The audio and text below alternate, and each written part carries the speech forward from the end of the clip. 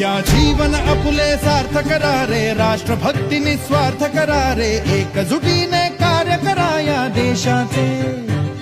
या साथी बना अनसाथ करा रे, मातृभूमी ही आज पुकारे. जागृत होऊन कंकण बांधू दिवस रात्र झटण्याचे. मातेच्या पायाशी हे अर्पण प्राणाचे, फेडूया ऋण